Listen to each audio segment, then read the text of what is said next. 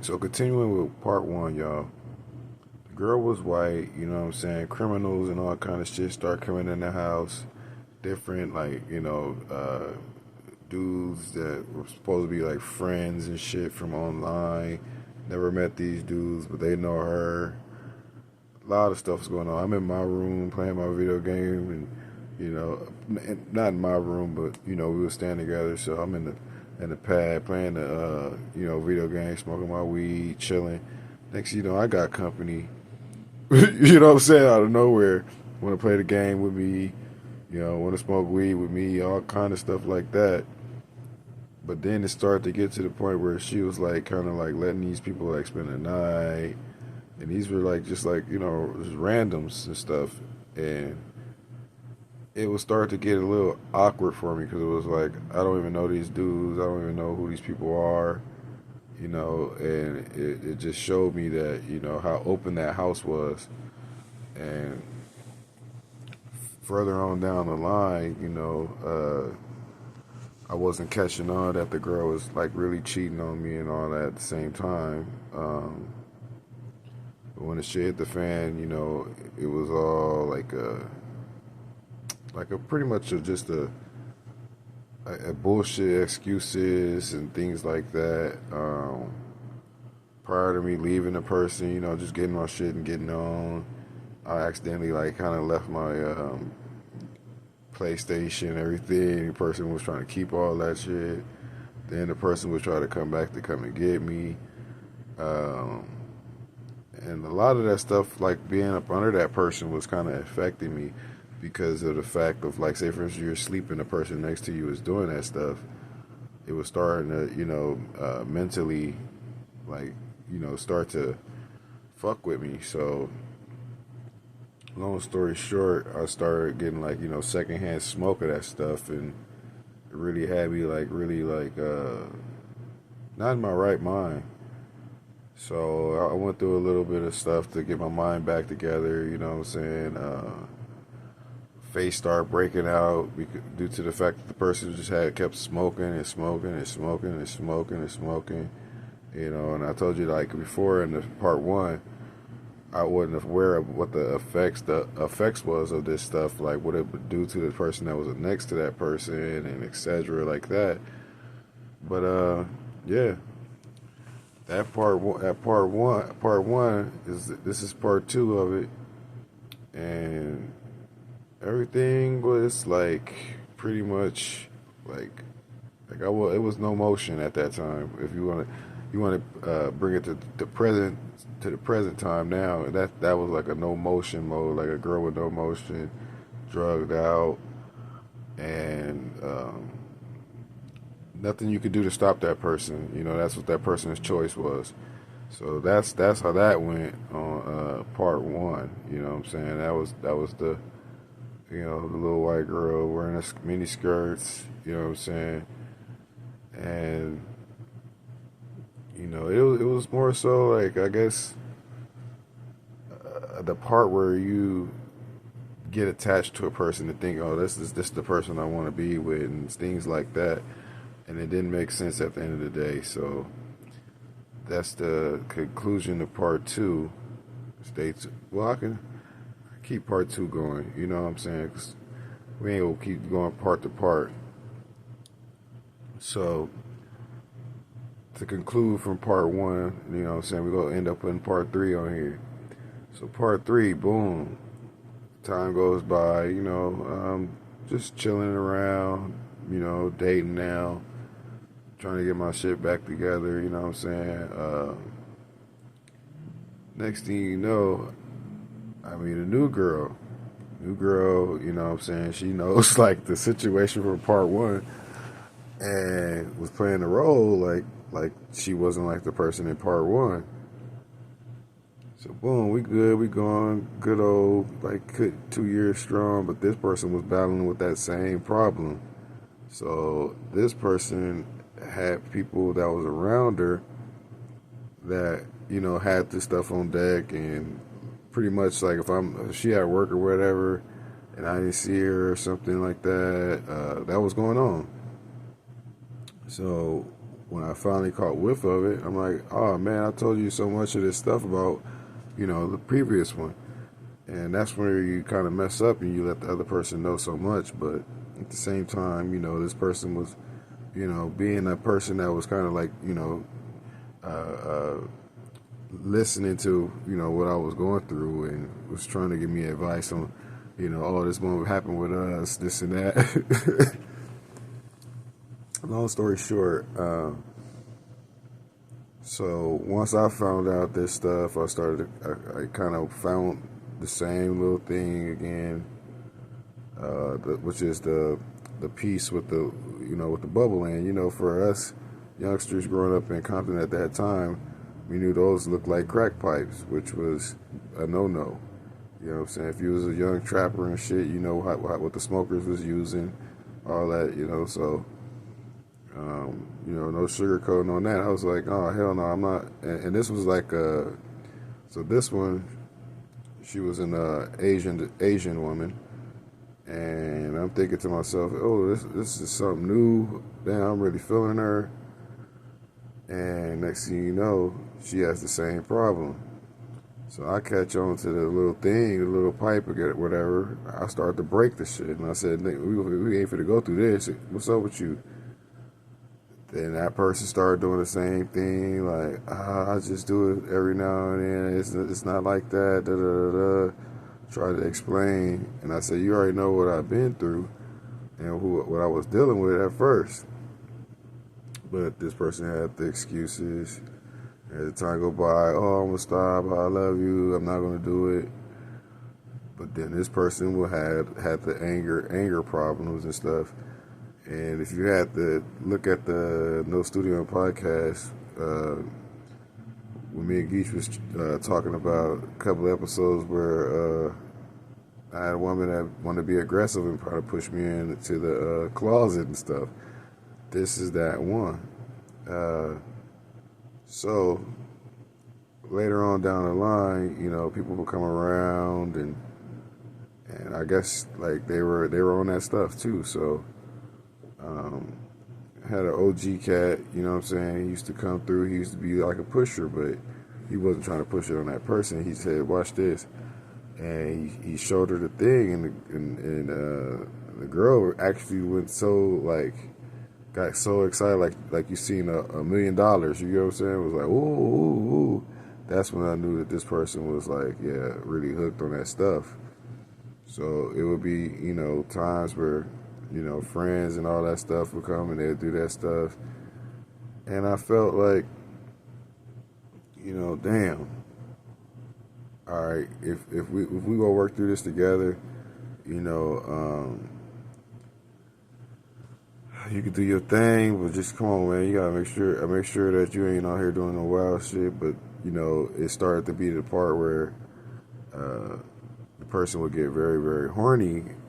You know what I'm saying? And that'd be the part where it was like, okay, we go all night long, like type of shit. You know what I'm saying? So that's where it was like, oh shit, this shit, okay, wait a minute. And then at the same time, I was like, okay, that's pretty cool, but at the end of the day, it's people living their life doing what they want to do. It's like that's where she brought up the same thing. You smoking all your weed, all the shit you want to do. What about? Well, I can't do what I want to do. I don't smoke weed, and I really love you. Da da da. Breaking all this stuff down. They just want to try to spoil me a lot. You know what I'm saying? Like give me wherever I want. You know what I'm saying? Things like that. But long down the road, you know what I'm saying, it started to get old and had to part ways, And, that's just where I had to, realize that, hey, this ain't what you need to be with, things like that. But, that was that part. But that person, it was a different experience. You know what I'm saying? This person was like holding on to me a little bit more longer because it was like a person would be off and on that stuff. Like they'll leave it alone. Okay, don't break up with me. I want you. I'm not like that with that stuff. and boom, it'd be what is it called? Withdrawals and relapsing. And that's when they'd be like, I caught you again. What's going on? What the fuck? I thought you stopped. And then that's when the fights would start. Then it became a time where it was cheating mode, where you know she ended up running into a guy that was on that stuff too. You know what I'm saying? And pretty much disappears. You know what I'm saying? Disappeared, gone. All night long. You know what I'm saying? Even doing like even Rod said, get horny type mode, coming back with hickeys and shit. We fighting and shit. And we staying together type stuff. And it went downhill from there. But then the person would still try to come back around and try to be with me, and it was crazy because there was a time where I was still like that kind-hearted one, because at the same time there was a time where I was catching on to the cheating and stuff like that, rolled up on them. You know what I'm saying? Wasn't afraid. You know what I'm saying? It was kind of like one of those like do or die situations where, oh, I caught you, now it's on. I don't give a fuck if you got a gun or not. You better shoot, bro. And pretty much, dude, pump fake, what we call it in the streets where I live. No studio. He started studioing. Where you reaching on your waistline and ain't got nothing. What you gonna do? Ain't nobody running. Ain't nobody scared. You run in the room, lock the door. Oh no! Yeah. Then he calling the police. So many police calling my phone. All kind of stuff like that. So that's when I realized, hey, leave that alone. Then it was parts where it was like, oh man, I'm sorry, I need to, change my life around. Shit started going bad. The family started to realize like what was going on, and pretty much was like, why aren't you guys together? What's going on? Why he ain't at the family, functions and shit like that. And person was trying to creep back into my life, but at the same time, the person was getting, played, with other situations with that person. And that's when I, grew my balls and finally said, nah, I'm not, it's a wrap. We can't do this no more. It's a wrap. But this person was, very sneaky as well. And a lot of these women were into black men. So when I say it was into black men, you'd be surprised. It was like more so they would get their little sneaker leak in and whatever they could. You know what I'm saying? And this is when I was trying to be Mr. Faithful. Not saying that I can't be faithful. I am a faithful man when I'm with a woman, but this situation was kind of like tearing your brain up to where you think like, you know what, I ain't being faithful to nobody, but you don't let stuff like that ruin you. And sometimes opening these wounds from the past, getting off your chest is the best way to do it. But that right there though, just knowing the situations of how people can be when they're not sober minded and things like that. It was terrible. I ain't gonna lie to you. It was some terrible times. The person explaining to you how things were done, and people doing stuff at work with your girl, and you didn't even know it. Like things like that, bro. Like yeah. And this is what the same thing with part one. That person, and then this person. Let that one go. So that was the meth parts, Then there was actually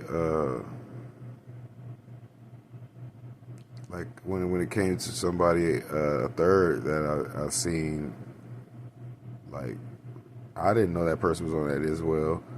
And the next thing you know, here we go again. That's when I cut it off quick. You know what I'm saying? It was more so like nah. Ain't no be no lovey-dovey relationships. Ain't nothing. We ain't in no relationship. Ain't nothing like that going on. Sorry.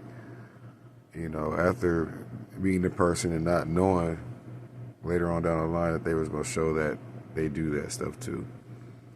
So for the last time of a person on a substance or something that that's other than weed, our liquor was cocaine, and that was crazy because I don't touch none of that stuff either.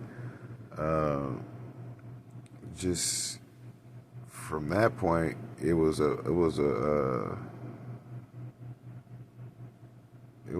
cool kicking it, get to know each other, thinking this person had their head on their head, it was good. So slowly started to go kick it, you go see this person's house or whatever, and next thing you know, like they'll do like the little sniffling. You're like, what the fuck is she sniffling for all the time? Like, you got COVID or something? Like, you know what I'm saying? But anyway, it go. Uh, so then you start to see like the little straws, the little plates and baggies and things like that. And you're thinking to yourself, what the fuck's going on here? Uh, then you start to see the white substances. At first, I thought it was meth again. I thought it was like a meth sniffer, not a meth smoker. But it was actually cocaine, straight up. And that shit got crazy after I was trying to tell the person to stop. That person was heavy in the game on that. Was really everyday, 24/7. Staying up all night type stuff. And I just thank God that I didn't have the weak mentality mind to where, oh, let me try that shit too. Like, you know what I mean?